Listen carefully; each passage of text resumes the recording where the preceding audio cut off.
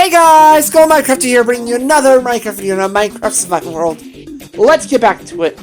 Now, I know it's been a hot minute since I actually made a Let's Play video, because I just haven't really felt like doing it in recent times. Been busy with work schedule, house cleaning, and plant chores, so I haven't really had the time or energy to put into a proper Minecraft video, but I'm finally back.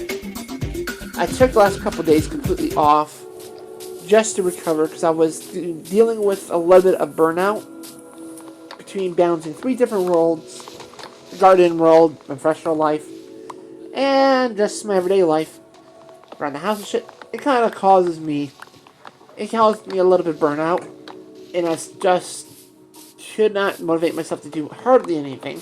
I got a few things done and got my house a little bit cleaned up here and there. Still got more work to do, but I feel much better, especially with the sunshine out and about. And yesterday was an absolute gorgeous day of 70-degree weather here in Michigan, so that was fantastic. Although we did have quite the storm blow in, because I'll tell you that in a moment. First of all, today's episode is actually going to be all about chopping down wood and gathering up wood to build our house. But anyways, back onto my weather story. Started off beautifully blue skies, nice and, sunny, and the clouds rolled in a little bit, so I was like, oh, it's gonna rain. Then it rained. Like, it rained a lot. Like, it came down with buckets and buckets of rain. And then it went from rain to hail, and it was just, like, viciously hitting us. I was like, whoa! It's a good thing my mom got home when she did, because literally 2 seconds after she got in, the freaking rain just pounded us with hail and rain. And my dog yesterday was also outside. She didn't want to come in because she wanted to go sit in the rain and watch for the groundhog. Because there's a groundhog that lives underneath my neighbor's shed. And she loves to chase things, and she wants a groundhog. And I'm not a big fan of the groundhog either, because he ate one of my cantaloupes. Had 2 little baby cantaloupes growing last year. And I was sitting there waiting for them to get ripe. I was so excited for them. Then come out one day, and one of them got a big old chunk, just big old bite mark, just chucking out of it. And I was like, come on, that's not very nice. Last year's garden season was a bit of a struggle. Yeah. Because, it was like my first year back. Well, what actually happened wasn't even that. It was the fact I lost my job and I just simply didn't have money to go ahead and spend on the garden. As much as I would like anyways. And then I learned about some free resources far too late in the season. So everything didn't do too hot because it was super hot.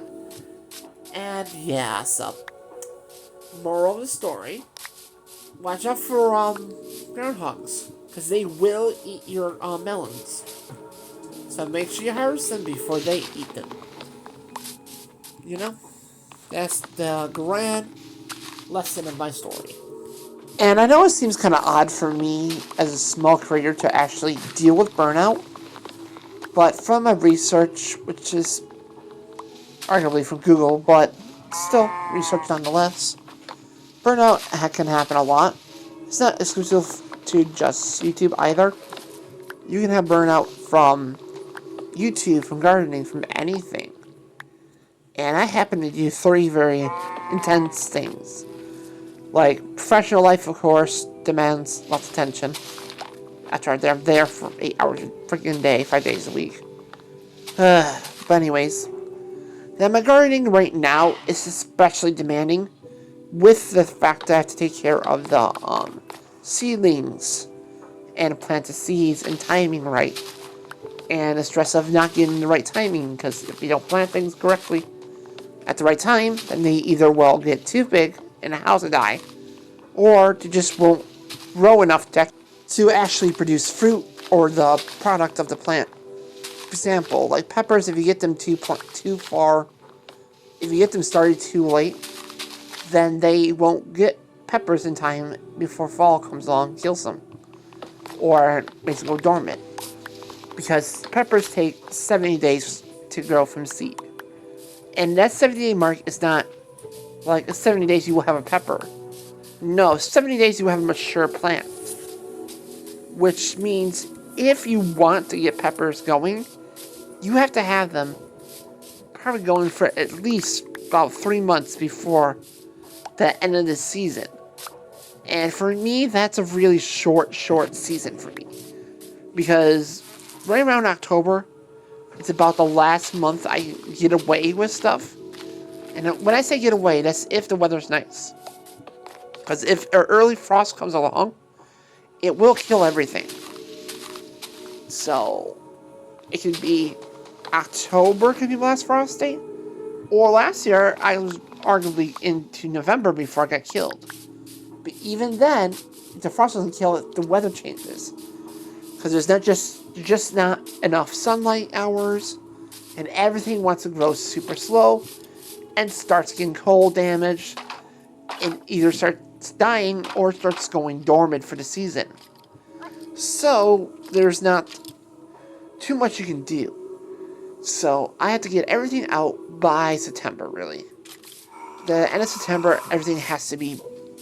I want the bulk of my garden to be mature and harvesting. Ideally, you have tomatoes and peppers all throughout summertime, too. And if you want that, you have to start them in February. Now, mine are already started, and most of them are already up.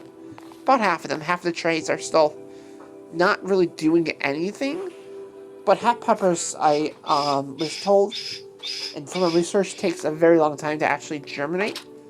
Because the soil has to go ahead and be the right temperature to go ahead and germinate the seeds. Because otherwise the seeds would just sit dormant in the dirt. But mine are done. Same thing with tomatoes too. Because again, you gotta have the mature plant to actually flower at the right time of year and produce the fruit. And then with tomatoes, you have to wait for that mature plant to flower, create the fruit, and wait for the fruit to ripen. Unless you want to eat green tomatoes. Some people do. And I like green tomatoes too. But I also like red tomatoes. There's also kind of a twist to that. Because tomatoes are very interesting because there's two different varieties. There's indeterminate. Indeterminate will grow as long as the weather will provide it. Like, as long as the weather is nice and warm enough for it, it will grow and grow and grow. But especially if it's like a bigger tomato, it will take much longer to grow into a red tomato. And then when you get these, you get big batches of giant red tomatoes you don't deal with. It's kind of like the classic problem of squashes. If you ever grow a squash in your garden and you don't love squash, I recommend you either get a dehydrator and make it dehydrated, or you will be giving away tons and tons of it, because especially zucchinis, there's so many. I never had success last year. As I said, I didn't have success with my zucchini plant. I didn't get anything off of it. I got a few rotten things, and then I got some summer squash things that also, I got a few puny summer squashes, but I got a couple of them. But then again, I also planted mine super late in the season. Like, mine wasn't actually planted from seed and started until around July or June. I forget. Anyways, basically halfway through the season, I grew them, so unfortunately frost and fall time came along and ruined my chances of getting any actual squashes for them. Because by the time that cold came, they were just starting to flower. So, it's one of those classic things. And this is the reason why burnout is a real thing in the garden. And then you have me balancing all those two worlds, plus this YouTube world on mine too. Because I love all three of them. Well, I love two of them anyways. Of course, my job is my job.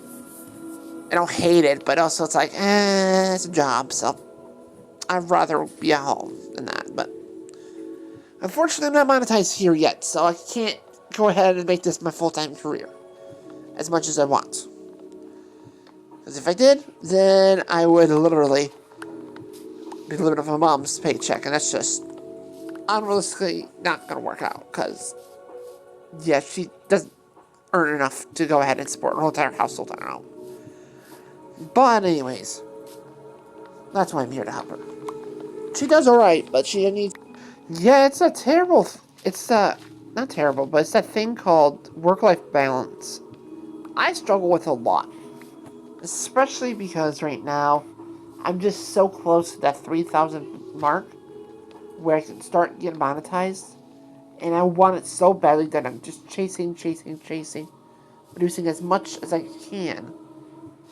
And because of that, I haven't really been taking care of myself mentally or the house physically, which affects myself mentally.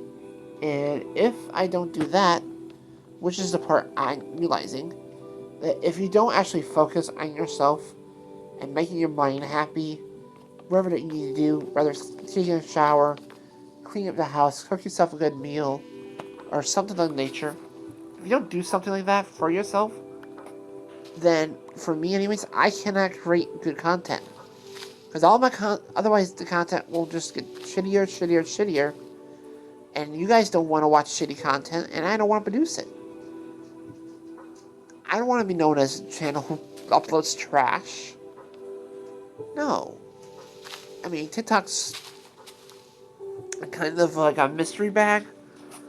Because most of the filters on there I don't use because they're terrible.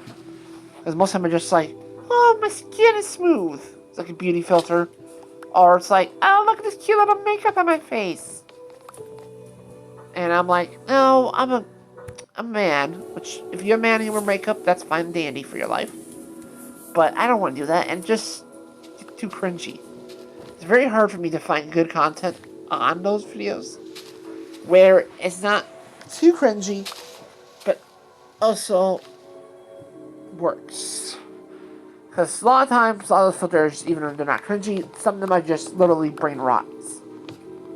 And I'm just like, oh my gosh, I can't handle this. But I like making them every now and again because they do help me have the work-life balance, because it takes me half the time to film those TikToks and post them on YouTube compared to making one of these videos. Because these videos I need to put effort into, first of all, for editing purposes, like put music in, effects, and my voiceover like I'm doing now. Because even though it's a 15-minute video on a channel, it's taken me probably close to about 3 hours to make. Now, given that I use this video to make my shorts out of the same thing, so it's multitasking, but still feeds into that, like, burnout loop, because I want to feel productive before I go to work. Like, I want to get the house cleaned up, I want to do dishes, I want to get the place kind of cleaned up, right? And every time I'm unable to do that, because I have to finish recording and I have to finish recording and go ahead and get ready for work and then join off to work, then I start feeling guilty, and it's a never-ending cycle of guilt. It's a very toxic mindset that I have. It's part of, like, my undiagnosed anxiety. I'm not trying to make fun of it, but truly it's undiagnosed, because I'm pretty sure I have anxiety, but I haven't been able to get to the therapist, so I don't know if it actually is or not. But I get stuck in these vicious guilt loops where I just beat myself over, not doing any dishes, not sweeping, or something like that. And even though I know it just happens, like, every now and again, everybody's house gets dirty, everybody gets lazy, or something like that. And I know it's nothing to feel too ashamed about. But at the same time, it is, and it's like, that's part of my work-life balance, is I'm slowly getting better about it, but I need to figure out the balance of my life, where I can have the garden, plants, and have YouTube, and still be able to maintain my work life, but also got a fourth thing I want to throw in there. As much as I can, as I want to be able to relax. I want to have that time to decompress, let the mind rest. and not just be a big ball of anxiety. And stress out about this. And of course, modern society with an economy and all that is just a whole other story. But I don't want to get political on this channel, so therefore I'm not going to. Anyways, guys, it's reaching towards the end of the video, so thank you so much for watching, for all the love and support.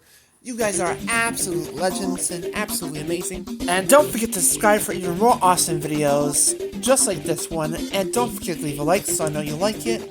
Don't forget to leave me a comment about your day or anything, really. Make sure you hit that notification bell to be notified of brand spanking new videos almost daily. And share this with your friends and family. And above all else, make sure you guys have an awesome, amazing golden day. Goodbye!